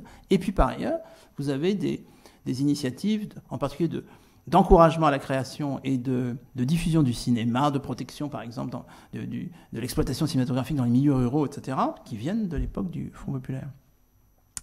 Vous avez des projets, comme l'ENA, qui vont ressurgir à la Libération, et qui vont sortir des ornières où ils se trouvaient. Pourquoi est-ce que le projet d'École nationale d'administration n'a pas abouti ? Parce que Jean Zay, en tant que radical, a bien vu où était l'obstacle. L'obstacle, c'était l'école privée, qui s'appelait l'École libre des sciences politiques. Sciences Po. Donc, il n'a pas voulu le prendre de face, il a négocié. Et c'est très intéressant parce que du coup, j'ai pu me plonger dans les archives de Sciences Po. Et on a tous les détails parce que très honnêtement, Roger Seydoux, qui était une personnalité déjà très importante dans la famille Seydoux, à l'époque à Sciences Po avant-guerre, a légué ces archives-là à Sciences Po même, et on peut y accéder. Et on voit tout le détail des négociations, y compris le fait qu'évidemment Sciences Po a deux fers au feu, c'est-à-dire Sciences Po négocier avec Jean Zay en trouvant que c'est quelqu'un de remarquable, qu'on va trouver un terrain d'entente, c'est pas un affrontement violent. Et puis pendant ce temps-là, négocier avec la droite, en disant, bon écoutez, on espère bien que vous allez faire capoter le projet, de toute façon. Donc c'est très intéressant parce qu'on n'a pas toujours les archives là-dessus. Donc on voit bien que Sciences Po, on s'acheminait vers un compromis, mais un compromis qui vidait un petit peu la réforme de son sens, mais on s'acheminait vers un compromis, arrive la guerre. À la Libération, là, plus de compromis, on instaure l'ENA et on nationalise Sciences Po. Puisque le Sciences Po d'aujourd'hui, je rappelle, est un institut nationalisé, mais il restera la Fondation nationale. Bref, la Libération reprend une partie des programmes du Front populaire, j'ai signalé la décentralisation théâtrale, et parfois n'en reprend pas. La réflexion sur le droit d'auteur restera très timide jusqu'à pratiquement aujourd'hui, même s'il y a eu de sensibles progressions à l'époque de Lang en particulier. L'aviation populaire, j'ai donné ça comme exemple, il y en a des dizaines, où là, plus personne jamais ne reprendra ce genre d'initiative. L'organisation des loisirs, on peut dire qu'elle est à l'origine, là aussi par synthèse avec Vichy, de ce qu'on appelle la jeunesse et les sports. C'est très intéressant de voir comment l'administration dite jeunesse et sport se constitue par, disons, une idéologie qui emprunte beaucoup au Front populaire, le mythe Léo Lagrange et tout ce qu'on veut, la réalité de Vichy, en particulier des mises sous séquestre. Ce serait quand même intéressant de savoir qui possédait en 1940, par exemple pas mal de juifs, des bâtiments qui ont été confiés à la jeunesse et sport ensuite et que la jeunesse et sport a toujours. Bon, ça c'est des choses qui se disent pas, on n'ouvre pas le placard, mais ouais. Donc il y a une synthèse, et puis à la Libération, vous avez une unanimité pour dire que jeunesse et sport c'est vraiment une priorité. Donc on voit bien que l'héritage est complexe. Malraux, en devenant ministre en 1959 des affaires culturelles, Jack Lang en étant ministre de la Culture, vont se réclamer plus ou moins explicitement des précédents dont on peut se réclamer, donc pas de Vichy, mais du Front populaire. Et c'est vrai qu'on retrouve, pour ne prendre que cela, dans le programme de Jack Lang et dans les réalisations de Lang en 80-82, beaucoup de traces de cette logique des politiques culturelles qui a été engagée en 1936, et en particulier le fait que là, grâce aux institutions de la Ve République, il faut le dire, vous avez eu un cas qui n'a pas pu être vérifié évidemment en 1936, à savoir un chef de l'État, le chef de l'État en 1936 ne joue pratiquement aucun rôle, un chef de l'État qui s'appelle François Mitterrand, qui arbitre en faveur de son ministre de la Culture. Je vous rappelle qu'en 1981-82, vous aviez quantité de voix qui disaient « Écoutez, la culture, c'est vraiment pas une urgence, hein, il y a le feu au lac, regardez la sidérurgie ». Et pourtant, vous avez un chef de l'État, c'est pas Jack Lang, hein, c'est le chef de l'État qui est décisif là, qui dit « J'accepte de doubler en une seule loi de finances le budget de la culture ». Évidemment, Jean Zay, il n'est pas dans cette situation-là. Léon Blum, il n'est pas dans cette situation-là. Il a un Sénat qui a beaucoup plus de capacité qu'aujourd'hui, on le verra dans quelques heures, qui a beaucoup plus de capacité qu'aujourd'hui de tout bloquer. Hein. Bon. Et effectivement, la montée des périls, très sensible, entre 36 et 39, la guerre d'Espagne, Munich, etc., tout ça fait que l'urgence, sauf pour l'aviation populaire, l'urgence d'investir dans ce domaine n'est pas, et c'est loin d'être le cas, effectivement, partagée par tous les acteurs politiques et sociaux.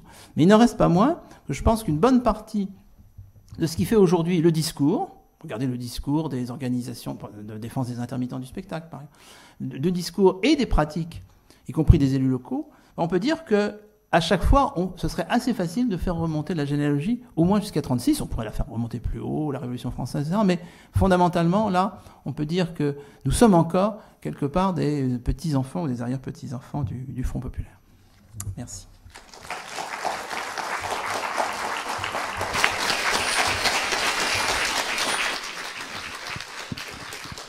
Merci beaucoup pour cette conférence qui nous a fait saisir ce foisonnement culturel à toutes les échelles et qui aura ouvert, je pense, de nombreuses questions. Encore une fois, voilà, dans le micro pour l'enregistrement. Est-ce que vous pourriez dire quelques mots sur l'argent qui a été mis sur la table par le Front populaire? Vous avez juste évoqué ça vers la fin. Est-ce qu'en 1936, le programme du Front populaire prévoyait quelque chose? Est-ce qu'en 1937, puisque le Front populaire était encore en 1937, est-ce qu'il y a eu un budget qui a prévu un certain montant pour la politique culturelle? Alors, évidemment, sans qu'il y ait un rubricage politique culturel, on voit très bien, j'ai cité tout à l'heure le cas de la Comédie Française, la Comédie Française verra alors pas seulement son budget, mais la part de son budget qui vient de l'État, multipliée par 6 en 3 ans. Alors c'est pas le cas partout. Le grand argument, c'est les grands travaux. Et ça, c'est une perspective d'ailleurs qui est commune à une droite moderniste et à la gauche, en disant nous allons sortir la France du marasme par une politique de grands travaux. Donc une partie des réformes, par exemple coûteuses de Léo Lagrange, vont être gagées sur les grands travaux. Le problème, c'est que premièrement, vous avez une inflation galopante. Et malgré la dévaluation ou à cause de la dévaluation et toute une polémique, une partie des crédits en francs courants sont dévorés une fois qu'on les ramène au franc constant. D'autre part, le Sénat et même la Chambre des députés révisent à la baisse les décisions budgétaires de 36 à partir de 37. Donc on pourrait prendre ça cas par cas, ce qui fait qu'il faut réviser également à la baisse certaines des ambitions. Mais il n'en reste pas moins que si on considère par exemple la politique d'équipement en matière sportive, il y a incontestablement un encouragement aux collectivités locales et des initiatives qui sont prises ici et là. Donc, on s'est fait des illusions budgétaires en 1936 quand même, mais il y en a plus que des traces. Après quoi, ce qu'on peut dire, c'est qu'une partie de ces réformes n'était pas forcément si coûteuse que ça. Ce qui était très coûteux, c'était ce qui supposait qu'on renfloue des institutions en mauvais état, comme la Comédie Française. Dans d'autres domaines, il s'agissait de voir dans quelle mesure on pouvait encourager les collectivités locales, qui n'avaient pas beaucoup d'argent, c'est la crise, à aller dans la bonne direction. Mais ça a été relativement efficace grâce à des relais. En 1935, il y avait eu des élections municipales qui avaient été caractérisées par un glissement à gauche de pas mal de municipalités. Donc, d'une certaine façon, elles s'engageaient dans cette politique-là, même si on ne les aidait pas. Mais elles avaient une sorte de cap qui leur était dessiné par, en particulier, les gens qui travaillaient autour de Jean Zay. Donc oui, il y a eu un effort financier, mais il a été en partie mangé par et l'inflation et les restrictions budgétaires qui ont fait qu'une partie des crédits votés n'ont pas été dépensés en 1937, hein, et même chose en 1938. Dans l'ensemble, il y a quand même un effort budgétaire, mais c'est pas celui dont avaient rêvé, secteur par secteur, tous les animateurs du monde de la culture. Mais prenez le cas des auberges de la jeunesse, ce qui est très frappant, c'est que ça se fait avec 3 bouts de ficelle. Léo Lagrange n'a pas d'argent, même pour s'installer. Madeleine Léo Lagrange, que j'ai rencontré, sa veuve, avait expliqué qu'ils avaient emprunté les machines à écrire, etc. Bon, voilà. Alors peu à peu, ça se met en place. Et puis d'autre part, Léo Lagrange sait bien qu'il a essentiellement une sorte de magistère du verbe. Donc il va être omniprésent pour dire aux auberges de la jeunesse, ben voilà, on vous parle. Les auberges de la jeunesse sont éblouies d'avoir un ministre, qui du coup est appelé le ministre des auberges, qui vient les voir, quoi. Donc bon, voilà, c'est plutôt comme ça qu'on va souvent procéder, hein. D'où d'ailleurs le mythe, c'est-à-dire l'idée que là il y a un moment assez exceptionnel dans l'histoire des politiques culturelles, où ce qu'on appellera, par exemple, Léo Lagrange lance une formule qui ne donne rien dans l'immédiat, qui est ce qu'on appellera après la guerre les MJC, qui sont, dans cette perspective, des cercles culturels. Il y a toute une réflexion très intéressante qui est faite au sein des auberges de la jeunesse, consistant à dire, premièrement, ce qui est la grande idéologie des auberges de l'époque, nous ne sommes pas une hôtellerie à bas prix, nous avons un vrai projet spirituel derrière, hein, nous voulons aider à la construction d'un monde pacifié. Il faut quand même penser qu'il y avait quelque chose de scandaleux dans les auberges de l'époque, enfin celles de gauche en particulier, parce qu'il y a eu une querelle à droite là-dessus, elles étaient mixtes. Vous imaginez ? Des jeunes filles en short qui vont... voilà. Donc il y avait eu une tentative, il y a eu 2 associations dissidentes qui sont ajoutées aux 2 principales, mais ça n'a pas marché. Il y en a une qui était de tendance pacifiste autour de Giono, les auberges du Monde Nouveau, et puis il y avait une tentative de l'Église catholique, enfin du moins des secteurs les plus durs de l'Église catholique, qui n'aimait pas Marc Sangnier, pour créer une 4e fédération non mixte. On séparait les garçons des filles. Mais là, au fond, ça pouvait se faire avec 3 francs 6 sous. Il y a une auberge, pour ceux qui ont visité l'exposition de Françoise de Noyelles, qui viendra donc la prochaine fois, qui est une remarquable historienne de la photographie, je le signale tout de suite, vous avez une photo dans cette exposition, puis dans celle de Montreuil aussi, qui est une photo de Pierre Jamet, un des fondateurs des 4 Barbus. Enfin, il y aurait beaucoup de choses à dire sur la chanson. Toute la chanson Rive Gauche naît à ce moment-là, hein. C'est Agnès Capri, bon, passons. Et donc, Jamet était à la fois photographe et finalement il a été chanteur, parolier, etc. Et il y a une photo célèbre qui peut rester iconique et qui figurait d'ailleurs sur la couverture de la première édition de ma thèse, et où on voit une jeune militante des auberges de la jeunesse qui brandit le drapeau des auberges sur une grille. Alors, je m'étais un petit peu informé de savoir d'où venait cette grille d'auberges de la jeunesse. C'est une ferme de la région parisienne, et c'est le fermier qui avait ouvert pratiquement sans aménagement sa ferme pour accueillir des jeunes du cercle des laïcs des auberges de la jeunesse, parce que c'est un fermier de gauche. Voilà. Bon, ça coûte pas très cher, franchement, ce genre d'initiative, et ça marque. Ça marque. D'autant plus que, franchement, ça consiste à dire, on va éviter la guerre, on va... enfin bon, voilà, il y a un vrai projet politique derrière les auberges. Nous sommes internationalistes, nous sommes pacifistes. Bon, voilà, on imagine très bien quel discours qui est derrière. Donc il ne s'agit pas simplement d'une affaire de sac de couchage, quoi. Et ça coûte pas si cher. Bon, je ne suis pas en train de faire l'éloge de l'art pauvre, hein, mais bon. Je précise que quand je parle de mythe, c'est pas du tout péjoratif. Le mythe, c'est une fable, c'est un récit. Il ne faut pas oublier qu'en grec, mythe signifie qu'il y a un effet de narrativité, de narration. C'est un récit que se raconte une société, au fond. Qu'elle se raconte pour donner sens à son destin, quoi. Et donc, c'est très compréhensible que le Front populaire ait été mythifié, surtout à partir du moment où on a eu Munich, la guerre, Vichy, le procès d'Orion, et c'est au moment du procès d'Orion, d'ailleurs, que Léon Blum reprend en quelque sorte l'initiative en parlant de la fameuse embellie, puisque le discours d'une partie de la droite, surtout de l'extrême droite et surtout de Vichy, consistait à dire, justement, les congés payés, ces dépenses folles, etc., ont désarmé moralement la France. Ce qui est d'ailleurs complexe, parce que ça consiste à dire que la défaite n'est pas une bonne chose. En même temps, Vichy s'installe sur une défaite. Enfin bon, passons.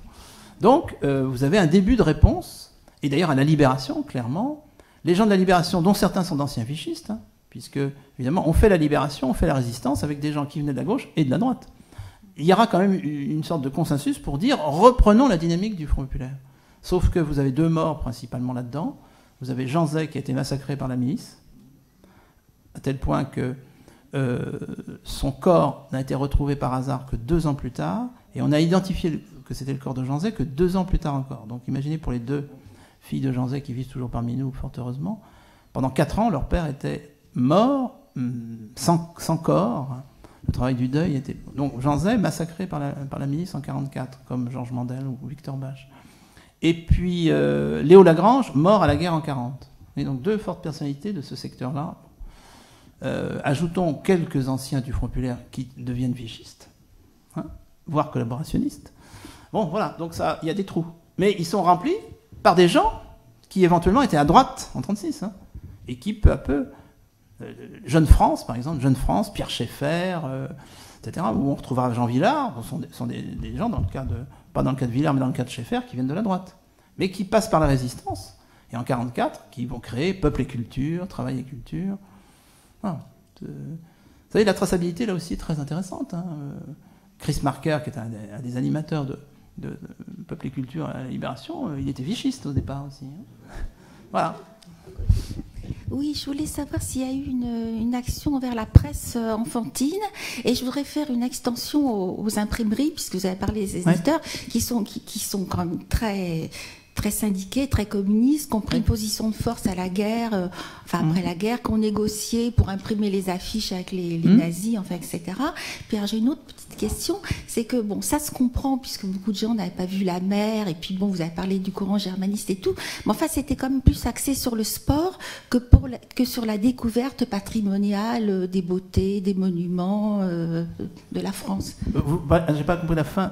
Qu'est-ce qui est plutôt sport? Je veux dire qu'on a l'impression que c'était plutôt axé sur le côté grand air, bon, ça peut se comprendre, etc., que sur la découverte patrimoniale de tout ce qu'il y a de beau en France. Alors, merci d'évoquer les imprimeries, etc. Bon, je consacre tout un chapitre à l'information. Et je ne pouvais pas le développer, mais ça faisait partie des politiques culturelles. Il y a une réflexion sur l'information qui aboutit d'ailleurs à un projet de loi qui ne sera pas voté, de moralisation de la presse. Parce qu'il y a une grande thématique, à savoir la presse est pourrie. C'est une thématique qu'on voit d'ailleurs à l'extrême droite aussi, mais beaucoup à gauche. Et puis le bourrage de crâne, le canard enchaîné, etc. Donc, qu'est-ce qu'on peut faire là aussi pour nettoyer les écuries d'Augias? Et ça va se manifester par un projet de loi de Jean Zay et du gouvernement populaire, après l'affaire Salingro, je n'entre pas dans les détails, donc le suicide du ministre de l'Intérieur à la suite d'une campagne de presse particulièrement odieuse, etc. Donc une sorte de haut-le-cœur en disant donc on ne peut pas accepter ça. Ça ne donne rien, parce que là aussi vous avez la même chose que pour le contrat d'édition. Tous les journaux qui, pratiquement, enfin, sauf le Populaire ou l'Humanité, qui se liguent contre en disant, mais voilà, on a bien compris, vous voulez développer votre propagande. Bon. Donc, ça se perd dans les sables. Vichy va, à sa manière, évidemment, reprendre la réflexion sur la propagande. Je signale que Léon Blum, dans son 2e gouvernement, je ne pouvais pas entrer dans ce détail, qui est le premier gouvernement keynésien de l'histoire française. Parce que la pensée de Keynes, grâce à quelqu'un qui s'appelle Georges Boris, qui est un journaliste, radical, va arriver jusqu'aux élites françaises en 1938. Et vous avez le jeune Pierre Mendès France, d'ailleurs, qui entre dans le gouvernement éphémère, il dure un mois, de Léon Blum en 1938, qui développe clairement une perspective inspirée des travaux de Keynes. Ça, c'est tout à fait intéressant en termes d'histoire des politiques et économiques. Et dans ce gouvernement de 1938, qui ne dure qu'un mois, Léon Blum a voulu à ce qu'il y ait un ministère de la propagande. Alors moi, je me suis précipité là-dessus, j'ai consacré pas mal de pages. Qu'est-ce que c'est qu'un ministère de la propagande vu par Léon Blum? Le mot est donc tout à fait neutre ou positif, propagande. De toute façon, les communistes disent agite propre aussi. Et donc, ça voulait dire en fait relations culturelles avec l'étranger. Et aussi réforme de l'information, pour simplifier. Bon, ça dure un mois, mais c'est tout à fait intéressant. Et d'ailleurs, on le confie à celui qui a été le fondateur du Parti communiste français, à Ludovic Oscar Froissart, qui n'est plus communiste à cette époque-là, qui est socialiste, indépendant, qui termine vichiste, mais qui est le ministre de la propagande de Léon Blum en 1938. Non, mais c'est quand même assez intéressant. Et donc, il y a toute une réflexion sur la presse pour la jeunesse, mais surtout au sein du Parti communiste. Il y a quelqu'un qui sera connu, surtout après-guerre, comme critique de cinéma, qui s'appelle Georges Sadoul, mais auquel le Parti communiste confie à l'époque d'abord le développement d'un journal pour enfants proche du Parti communiste, et d'autre part, une réflexion critique sur cette presse pour la jeunesse ou cette littérature pour la jeunesse qui pourrit le cerveau des jeunes. Donc il y a toute une polémique effectivement là-dessus. Mais ça, effectivement, le Front populaire n'a pas la volonté tellement d'intervenir là-dedans. C'est plutôt le Parti communiste qui souhaite développer un contre-groupe de presse. Et d'ailleurs, comme le Parti communiste a le vent en poupe, il crée un journal populaire très intéressant qui s'appelle Ce Soir, qui est une sorte, je pourrais dire, de François, enfin on dirait Parissoir à l'époque, un François de gauche. Alors c'est très intéressant, donc, où Louis Aragon joue un rôle très important. Et ce François de gauche, ce soir, ouvre là aussi grand les vannes, c'est-à-dire on parle de Mistinguett, on parle de Maurice Chevalier, etc. Donc, il y a même un discours de Louis Aragon assez incroyable qui provoque des mouvements divers dans la salle où il chante la France de Jeanne d'Arc et de Maurice Chevalier, la France aux yeux bleus de Jeanne d'Arc et de Maurice Chevalier. Donc ça va quand même loin dans l'ouverture. Mais donc ce soir est un journal extrêmement dynamique avec une volonté alors il y a aussi bien des intellectuels communistes qui écrivent dedans que des spécialistes de la presse populaire, d'ailleurs qu'on a débauché de la droite. Donc il y a un moment assez exceptionnel, effectivement, le Parti communiste essaye de relancer une presse communiste pour enfants de gauche. Oui, oui. Et cette question va ressurgir à la Libération, parce que la fameuse loi de 1949, qui existe toujours officiellement, même si elle a été très affaiblie, sur les publications destinées à la jeunesse, ça sort de la résistance. Avec cette idée que, ben oui, il y a eu un grand danger pour la jeunesse du monde, et d'ailleurs, ce qui est quand même très frappant, les résistants vainqueurs un peu partout vont mettre en place des politiques de censure de la littérature pour la jeunesse. C'est quand même très frappant. C'est-à-dire que être résistant ne signifiait pas qu'on était si libéral que ça. Et il y avait l'idée que vraiment, les régimes totalitaires, comme on commençait à dire, avaient manipulé la jeunesse, donc il fallait résister à ça, résister en censurant. C'est la loi de 1949. Et le Parti communiste est à l'origine de cette loi, et ne la votera pas, parce que qu'est-ce qui se passe à ce moment-là? Arrive à la tribune, on est en 48-49, des orateurs anticommunistes qui disent « Ah oui, c'est une très très bonne idée, et d'ailleurs, la presse communiste, on va là. » Alors, le Parti communiste se retire du train. Mais il n'empêche qu'il était à l'origine du premier texte proposant qu'on s'occupe de près des publications destinées à la jeunesse. Et d'ailleurs, au sein de la commission de contrôle qui est mise en place, il y a plusieurs fortes personnalités proches du Parti communiste qui acceptent de jouer le jeu. Donc c'est vrai qu'il y a beaucoup de choses à dire là-dessus. Alors pour ce qui est du patrimoine face au corps, grosso modo, vous l'aurez compris, quand on parle d'auberge de la jeunesse, quand on parle de développer l'éducation physique et le sport, c'est très tendance à l'époque. Vous avez la version fasciste de ça, vous avez la version soviétique de ça. Alors ce qui est très remarquable, c'est que les gens du Front populaire sont conscients de ça. Au gouvernement, il n'y a pas de communistes. Il y a des sympathisants, mais il n'y a pas de communistes. Il y a des socialistes, des radicaux, des socialistes indépendants, des choses comme ça. Donc comment est-ce qu'ils vont construire une sorte de contre-modèle? Alors d'abord, la Révolution française sert beaucoup, Jules Ferry sert beaucoup, bon, d'accord. Puis, parmi les contemporains, il y a la Tchécoslovaquie. Ça m'a beaucoup frappé. D'ailleurs, je l'ai dit quelquefois à des collègues tchèques qui ne sont pas au courant. Il y a un modèle parce que vous avez une démocratie progressiste axée à gauche qui s'appelle la Tchécoslovaquie, avec les Sokol, etc. Donc ça, c'est un des modèles. Vous avez aussi la République espagnole. Et tout ça, comme vous savez, se termine très mal. Donc ça, c'est le contre-modèle. Mais pour le patrimoine, non, parce que d'abord, le Front populaire va à la marge encourager effectivement la reconsidération des monuments historiques. Là, je ne pouvais pas non plus trop détailler. Et là, il y a une entente avec la droite là-dessus, ça c'est clair, au Parlement, donc ça ne pose pas trop de problèmes. D'ailleurs, le musée des ATP, c'est un peu ça aussi. Le musée des ATP, je signale, le très grand, l'exceptionnel Georges-Henri Rivière, ensuite... chauve-souris, hein. Je suis oiseau, vous voyez mes ailes, je suis souris, vous voyez mes griffes. Donc en 1940, les gens des arts et traditions populaires trouvent table ouverte à Vichy. C'est quand même très facile, c'est tellement facile de retourner. Mais le patrimoine, c'est aussi le discours du Parti communiste. C'est tout à fait impressionnant. Vous avez un grand historien communiste qui s'appelle Jean Bruat, qui est déjà très actif à ce moment-là, et qui intervient au congrès du Parti communiste à Arles, après la victoire du Front populaire. On choisit Arles. Il y a des portraits de Frédéric Mistral à l'entrée de la salle de congrès. Frédéric Mistral, qui est l'idole de Charles Maurras. Hein. Bon, quand même, Félibrige, tout ça. Mistral, lui, est plus complexe politiquement. Le Parti communiste va faire appel pour ce congrès-là au marquis de Baroncelli.